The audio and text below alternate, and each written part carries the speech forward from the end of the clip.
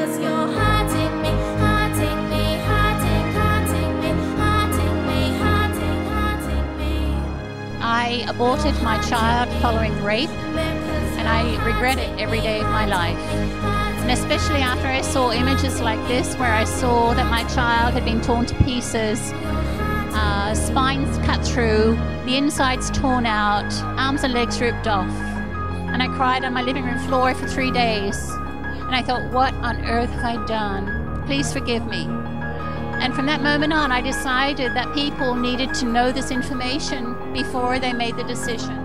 And that's why I'm standing here today to save the next generation of England.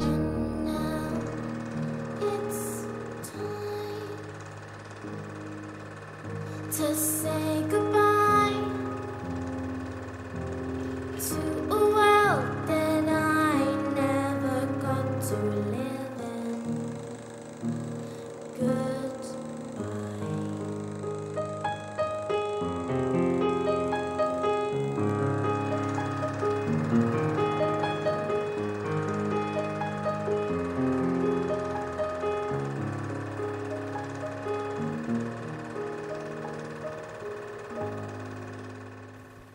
Many people don't know about the humanity of the unborn child.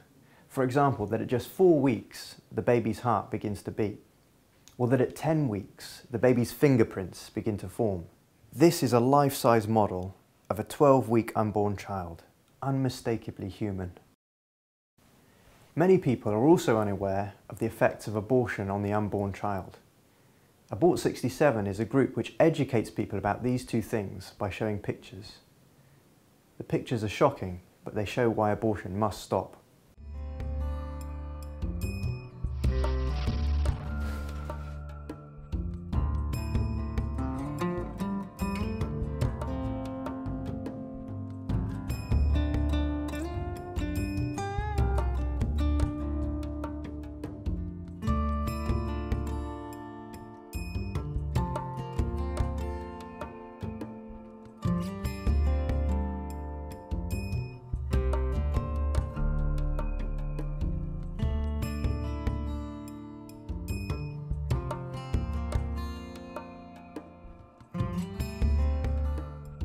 Personally, I feel that abortion is something that we need to end in this country, and that by educating the public about what abortion really is, and it is hidden away from society, and by bringing it to the surface, by exposing the reality of it, helps to show the public what exactly it is.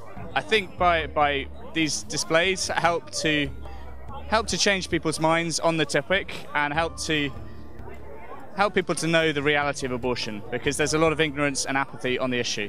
We're here today because we want to forge a consensus as to who the unborn child is and what abortion does to him or to her. At the moment, abortion is hidden. It's talked of in euphemisms. It's hidden behind closed doors, behind secrecy, behind taboo.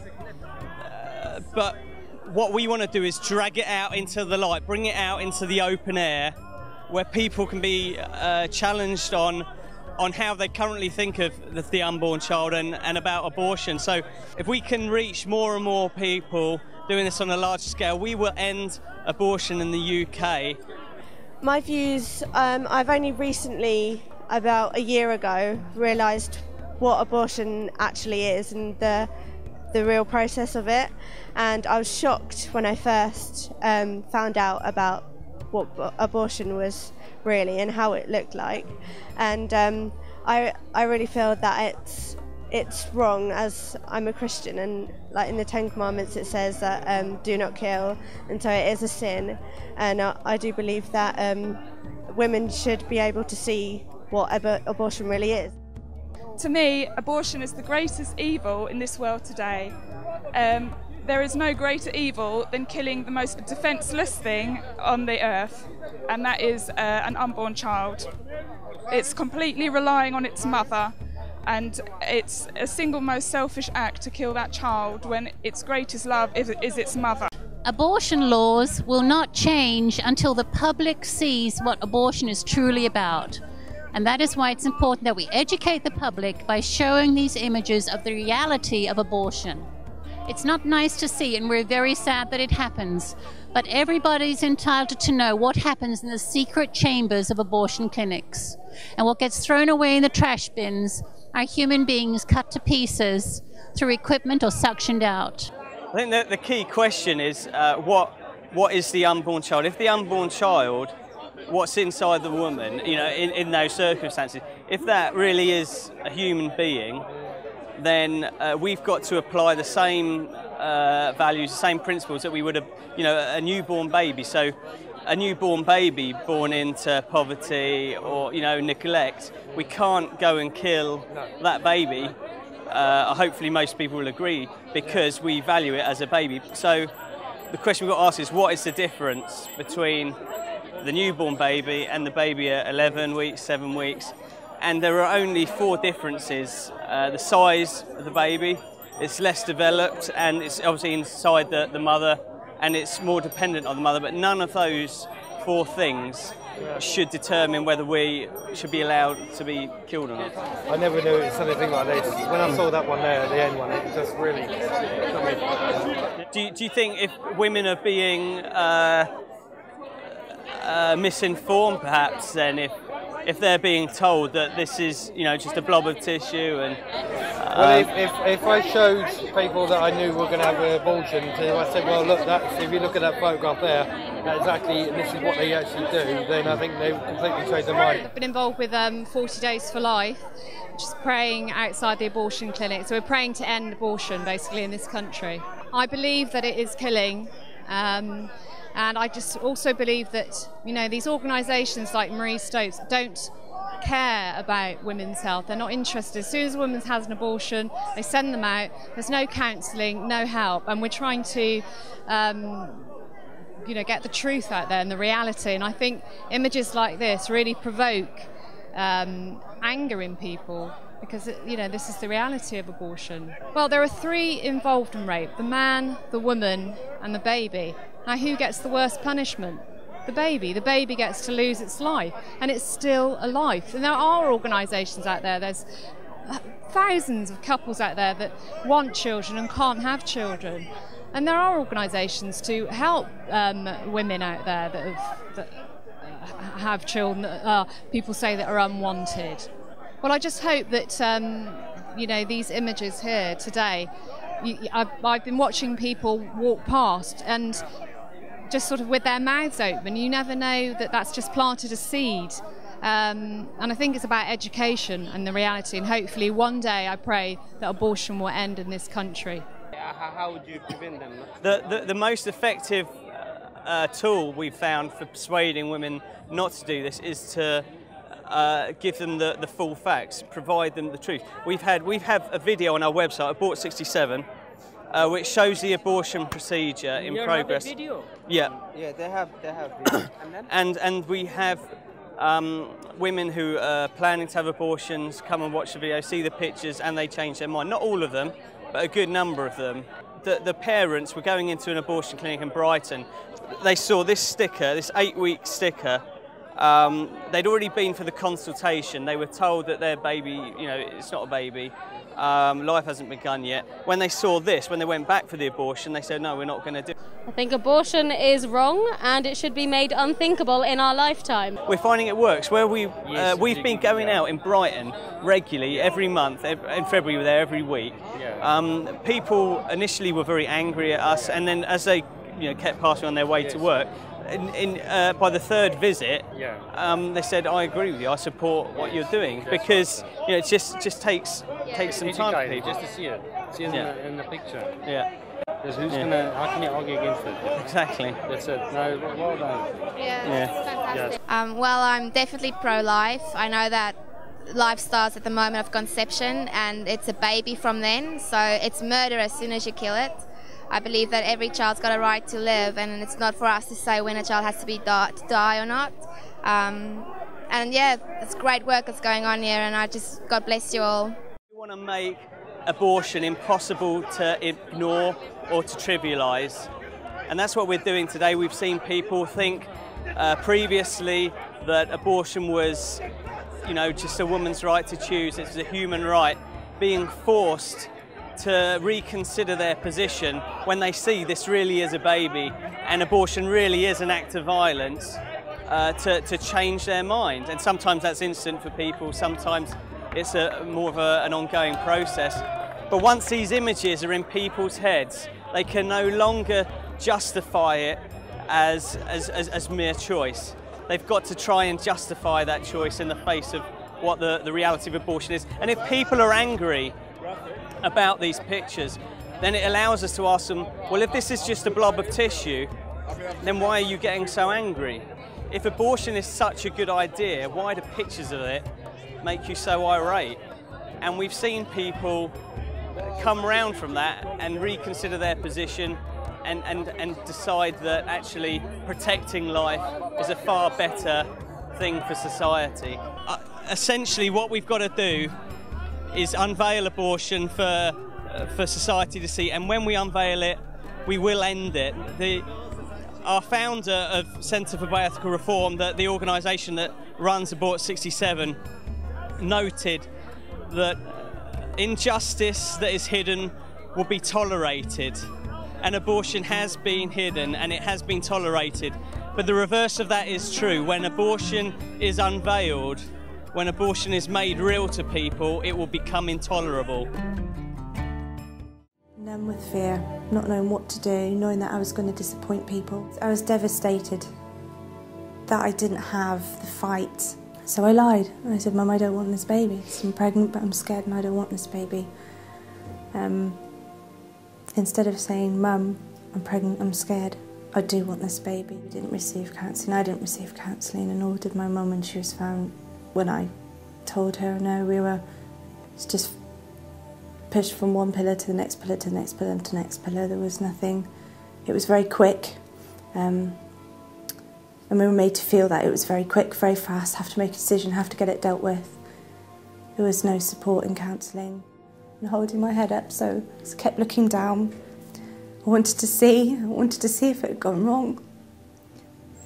I just wanted to see, I knew it was the last. That was it. But she didn't, they had a hand across me, so I couldn't look down. It affected everything in my life. I was affected instantly. I'd cry myself to sleep at night. I found it very hard going back to school because my PP teacher was still pregnant. I could not be around pregnant people.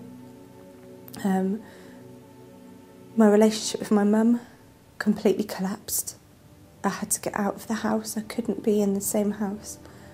So at 16, not even a year after that had happened, she signed me over to social services to say that she gave my permission to leave.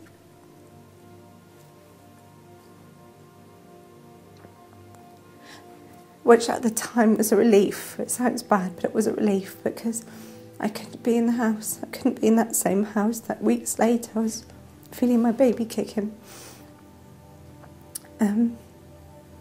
So I moved out. And it's still the same, nothing's changed, there's still no options, it's still all pushed, it's still very rushed. These ladies still feel that they've had no choice. It's still hurried up. And yeah, they're still dealing with the same pain.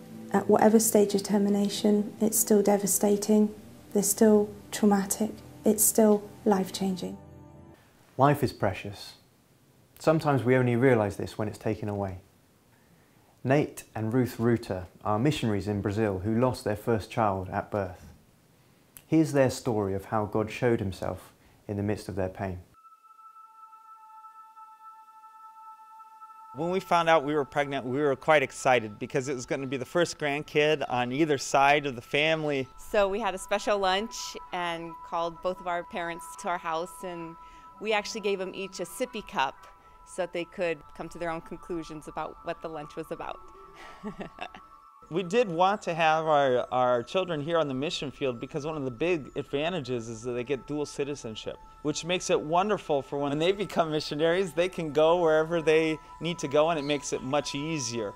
So I was excited about teaching my kids all about being a missionary and how fun it is and how there's not a better place in the world to be and how exciting we live on the Amazon. Very few people actually get to ever visit the Amazon. No, as far as having the child here on the mission field, I had really not thought too much more about it. I mean, I know that we were getting everything ready here, the baby room, all the different things that you get ready when you have a kid.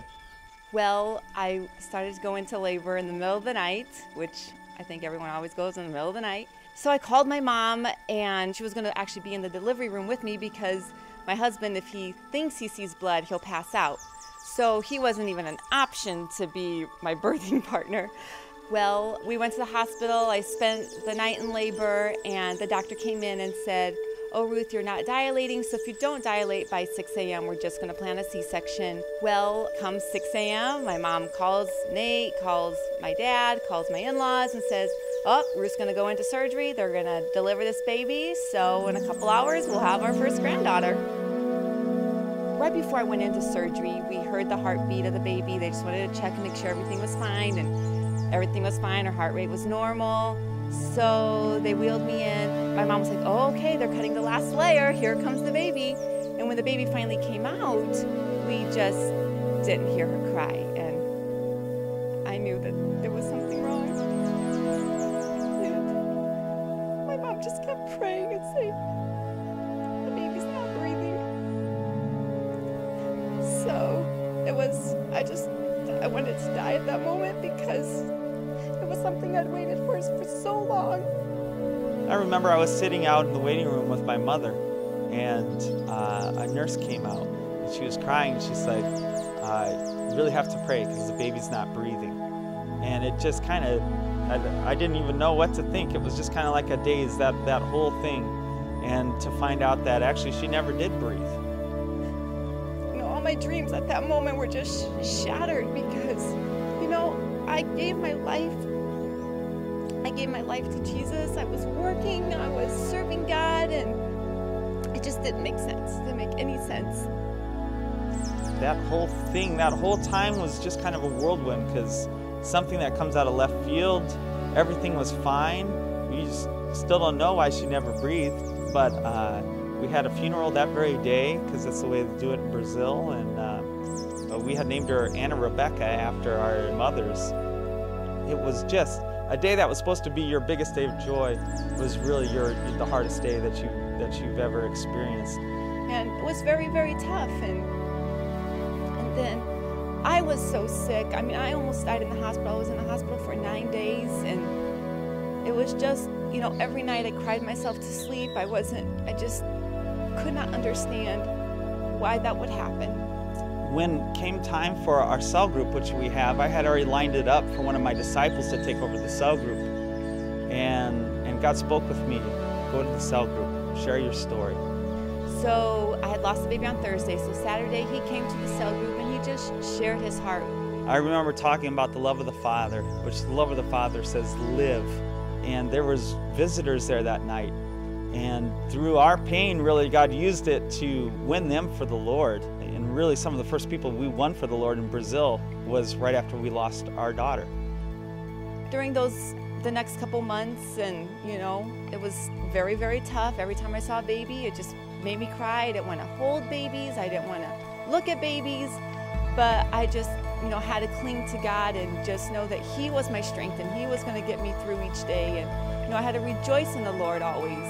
The sense we really had is that we were walking through a pretty place, but nothing spectacular. And we came to the edge of a really big desert. And it was a desert we had to cross. And it was like we knew there was this beautiful mountain range, this beautiful place on the other side, but we could not see it. It was all we could see and feel was that heat of the desert, that dry time, that hard time. Obviously, I wasn't going to find strength in myself because I just had no more strength left. And during those days, you know, we just really dove into the Word of God and looked at God's promises. And the Word came alive in our lives like it never has before. And something tremendous happened in ours. We went to a level of faith that we had never experienced before, and a level of joy that we had never experienced before.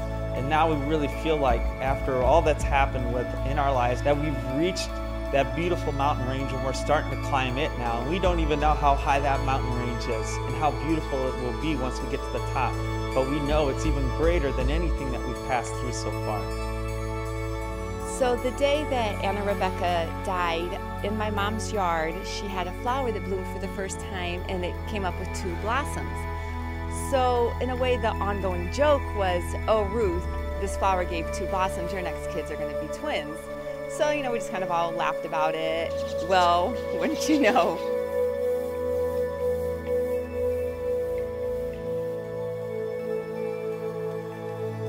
what we pass through has really strengthened us for the work that God has called us to, and He has created in us a heart that is so sensitive to people who are suffering. What I found really amazing during that time is the amount of people, Christians and non-Christians alike, that said they saw Jesus in our lives. They came to comfort us, and we heard testimonies of people that went away and they were comforted, and they saw that there is a hope for those who have Christ. It really is a testimony to God's grace in our lives at that time, to His glory, what He was doing, how He was using our lives, our story in a time of most suffering to impact the lives of others. And from then on, Nate's been able to really share our story around the country, and I've been able to share with people that have lost kids. So even through our hardship, God is being glorified and people are coming to know Christ. And we may have lost a daughter, but we're going to gain tons of spiritual kids through all this, and someday in eternity we'll see our daughter, plus we'll see all these people that have come to know the Lord through our story.